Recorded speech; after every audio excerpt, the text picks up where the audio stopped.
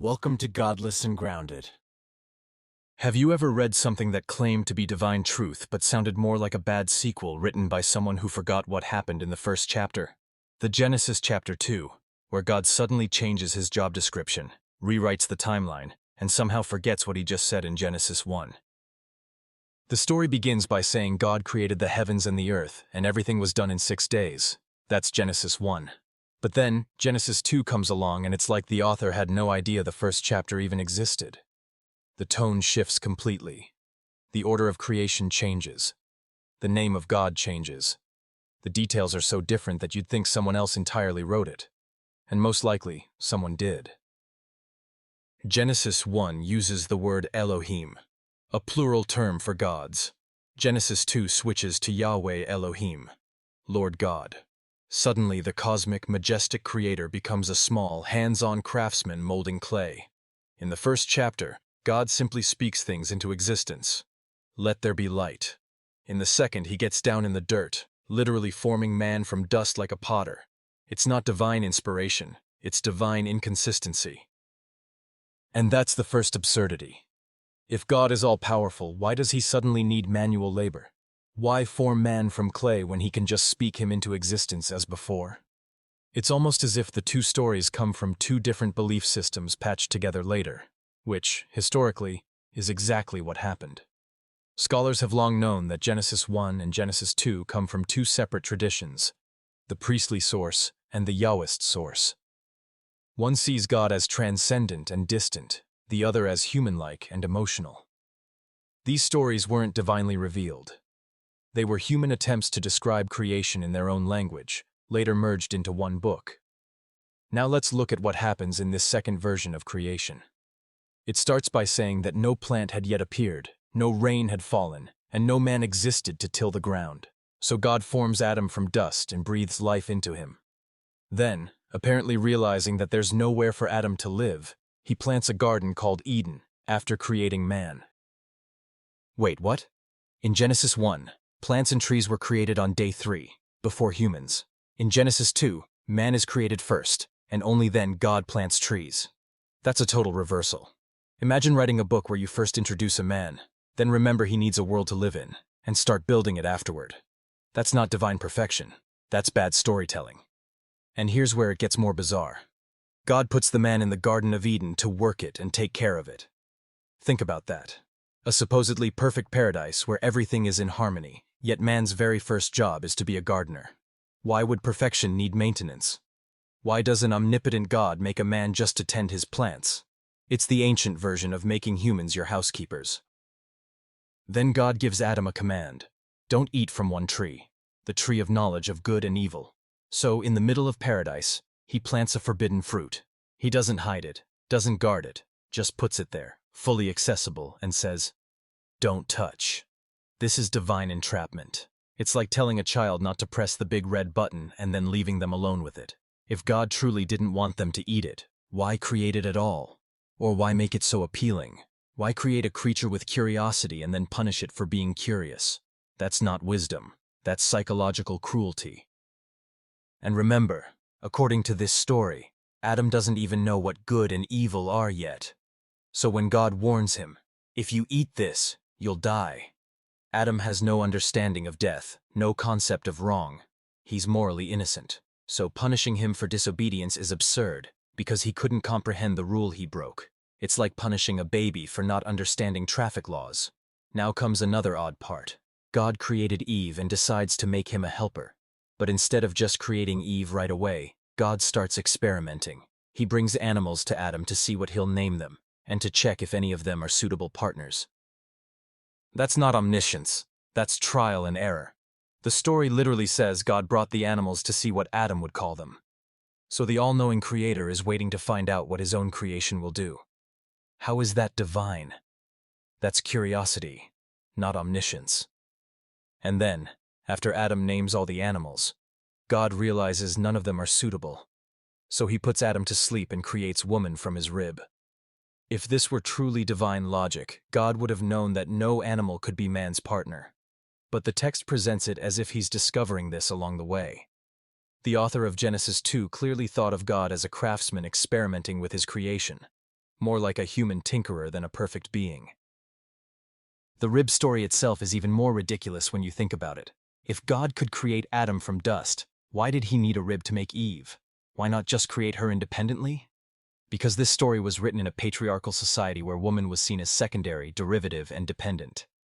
Her origin literally comes from man's body, not from God directly. It was an ancient way to justify male dominance. For centuries, this story has been used to say, see, woman was made for man. But if we remove the divine pretense, it's easy to see what it really is. A primitive myth written by men to keep other men in charge. The next scene takes us into the serpent's temptation. But think about it. If the serpent can outsmart God's creation, what does that say about the Creator? God supposedly made everything perfect, yet his perfect human falls for the first con artist that shows up. The serpent questions God's words, saying, "You won't die if you eat the fruit." And guess what? The serpent was right. They didn't die. According to the story, they live long after eating it. So who lied? If someone says, "Eat this fruit and you'll die," and you don't, then the one who said it was wrong. Yet believers twist the logic and say, "Oh, they died spiritually." But the story never said that. That's an after-the-fact excuse. Theology built to fix a broken myth. And notice what the fruit gives them. Knowledge. The ability to distinguish right from wrong. The one thing that makes us human. And God calls that sin. Why would knowledge, awareness, be a crime unless the system was designed to keep you ignorant? It's almost poetic that the serpent, the supposed villain, becomes the true hero, the bringer of enlightenment. Humanity's first act of rebellion was the first act of intelligence. Once Adam and Eve eat the fruit, their eyes are opened. They realize they're naked and feel shame. Now, if they only just discovered good and evil, then before this they had no moral awareness. That means their nudity wasn't sinful. They simply didn't understand modesty. So why would God punish them for gaining awareness, for evolving intellectually? The story punishes curiosity and glorifies blind obedience. That's the very foundation of religious control, obedience over understanding. Now comes the punishment scene. God curses the woman with pain in childbirth and declares that her husband will rule over her. Again, a divine justification for patriarchy. It's not a moral principle. It's an ancient explanation for gender inequality. People back then didn't understand biology or pain. They thought everything needed a divine cause. So instead of seeing childbirth pain as natural, they called it a curse. Then God curses Adam to toil and sweat for food. So let's get this straight. The omniscient God creates humans, places them next to a tempting tree, allows a deceptive serpent, and when things go wrong exactly as predicted, he blames the humans and curses them forever. That's not justice. That's emotional immaturity. If this were any other story, you'd call that bad parenting. You create a child, leave them with danger, and then punish them for being curious. But when it's God, suddenly it's divine wisdom. The irony is painful. Think about that fear. The supposed all-powerful deity worried that humans could become like him. That's not omnipotence. That's insecurity. Genesis 2 isn't a story of creation. It's a story of human projection. Ancient people created gods in their own image, emotional, jealous, inconsistent, and controlling. And when you strip away the divine mask, you see what it really is, a reflection of human behavior, not divine wisdom. And the proof of that is how similar this story is to older myths. The idea of humans formed from clay. That's from Mesopotamian myths, specifically the Epic of Atrahasis, centuries before Genesis. The idea of a paradise garden and forbidden fruit? That existed in Sumerian and Babylonian stories long before the Hebrews wrote their version. Even the serpent as a symbol of knowledge and life predates the Bible. The Hebrews didn't invent this narrative. They borrowed it, reshaped it, and called it revelation. When you step back and look at Genesis 2 with reason instead of reverence, you see a primitive attempt to explain life, pain, and gender roles, not a message from a perfect being. It's filled with contradictions, moral confusion, and anthropomorphic emotions. But maybe the real lesson here is this. Whenever humans try to describe the divine, they end up describing themselves. And Genesis 2 is the clearest example of that. A God who breathes like a man, molds like a man, forgets like a man, gets angry like a man, and punishes like a man. That's not divine. That's human vanity written in ink and worshipped for centuries. When you begin to question Christianity, something strange happens. You are told that asking questions is dangerous, that doubt is the enemy of faith. But if a belief collapses under questions, then what does that say about its strength? Truth does not fear inquiry. Lies do. When people stop asking, dogma grows. The Church knows this. That is why, for centuries, questioning religion was not only discouraged but punished. People were silenced, exiled, tortured, or killed for simply asking what now seem like obvious questions. Take the example of Galileo, who dared to suggest that the Earth moved around the sun. The Church forced him to recant, because his discovery contradicted the Bible. Or Giordano Bruno, who believed the universe was infinite and filled with stars like our sun. He was burned alive for that belief. These are not tales from myth. These are historical facts. The institution that claimed to speak for a loving God silenced anyone who used the mind that same God supposedly gave them. That alone should make us question the moral foundation of such a system. And it was not just in science. When Christianity ruled Europe, reason was suppressed, art and thought were censored, and power belonged to those who claimed divine authority. Kings ruled by the grace of God. Wars were fought in the name of Christ. Millions died because someone else's version of faith was declared the only truth. The pattern is clear. When belief demands obedience, freedom of thought becomes a threat. Yet despite centuries of this control, people still began to ask questions. The Enlightenment was not born in churches. It was born in the minds of people who dared to think beyond them. They discovered that morality does not need a Bible to exist, that reason, empathy, and compassion can guide humanity better than divine fear. The abolition of slavery, women's rights, scientific progress, education for all. These came not from religious revelation but from human struggle against religious power. Think about it. The Bible never condemned slavery. It regulated it. The same book that calls for kindness also commands the killing of people who work on the Sabbath, and approves of owning other human beings. Christians today ignore these verses, because deep down, they know morality evolves. They do not follow the Bible fully. They follow the parts that fit modern ethics. That means morality is not coming from Scripture. It is coming from human conscience. Look around the world today. You can find kind, honest, generous people in every culture. Hindus, Muslims, Buddhists, atheists, and those with no religion at all. Do they all get their morality from the Bible? Of course not. Morality is older than Christianity. It comes from empathy, social cooperation, and the understanding that our actions affect others. Even animals show moral behavior. They protect their young, share food, and show compassion. That alone destroys the claim that morality is a gift from God. But Christianity insists on guilt. It tells people they are born sinners, that they need saving from the moment they are born. This is the doctrine of original sin. Think about what that means. A newborn baby, who has done nothing wrong, is considered guilty because of something two mythical ancestors supposedly did in a garden. The story of Adam and Eve is used to justify the idea that all humanity is broken. And then, Christianity offers a solution: salvation through Jesus. It is like a salesman who breaks your window and then sells you glass repair services. The religion creates the disease and then sells you the cure. And if you step back, the logic falls apart. If God created Adam and Eve knowing they would eat the fruit, then he planned their fall. If he did not want them to sin, he could have made them differently. He could have created a world without temptation. He could have forgiven them instantly. Instead, he cursed all their descendants, billions of innocent people, for something they never did. What kind of justice is that? And if Jesus' death was meant to undo that curse, then why does sin still exist? Why do people still suffer? Either the sacrifice failed, or it was never needed in the first place. Now let us talk about the afterlife. Christianity teaches that heaven is for believers and hell is for unbelievers. But what kind of justice system punishes people forever for finite mistakes or disbelief? Eternal punishment for temporary actions is infinite cruelty. If God is loving, hell should not exist. If God is just, heaven should not be a reward for belief alone.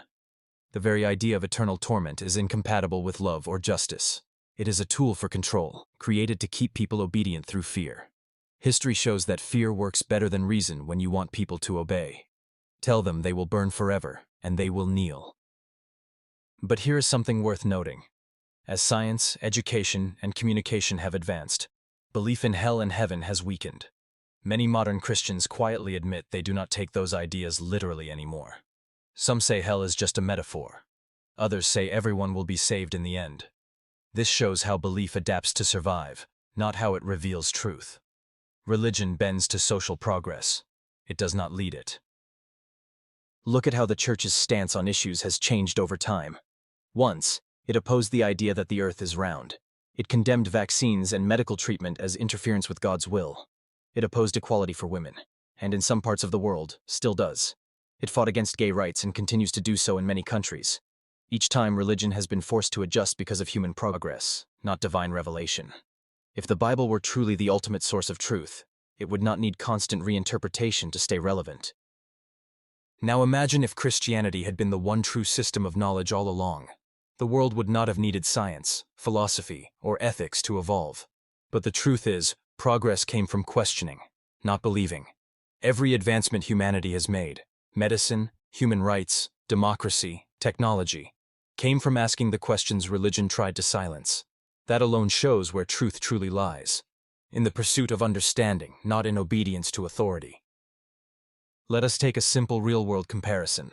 Imagine a teacher who gives an exam but refuses to provide clear instructions, hides half the questions, and then punishes students for failing. That is how Christianity describes God.